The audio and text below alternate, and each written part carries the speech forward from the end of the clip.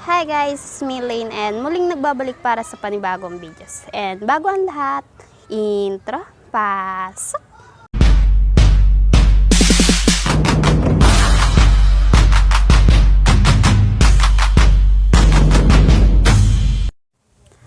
Ayan guys, bago tayo magsimula, shoutout muna kay Dimple Dionela, Jesha Bakurin, and Aisa Abuchen. A few moments later. Ayan, ang panibagong videos natin ngayon ay Jojowain or Totropahin Challenge.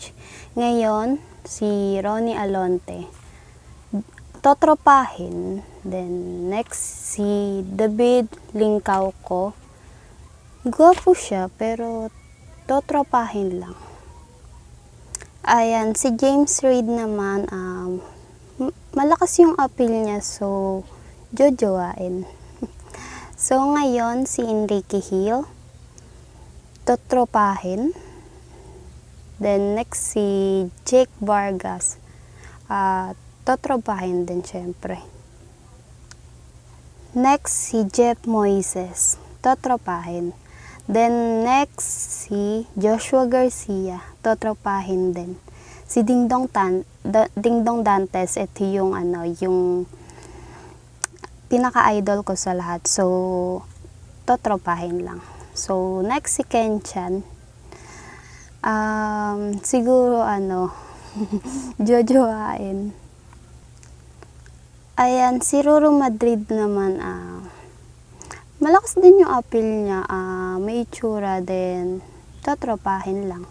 So ngayon, eto na ang si Justin De Dios, eto yung kung hindi sa inyo siya familiar, siya po yung isa sa mga members ng SB19.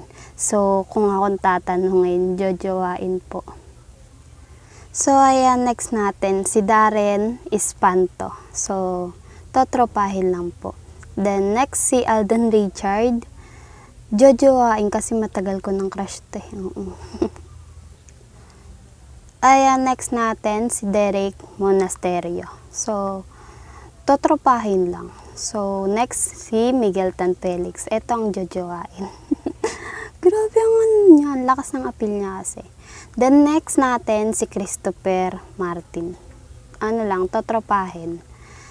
Next naman si Seth Fedelin, totropahin lang. Next si Kelsey Kapinpin naman, ito yung pinaka-crush ko talaga sa lahat.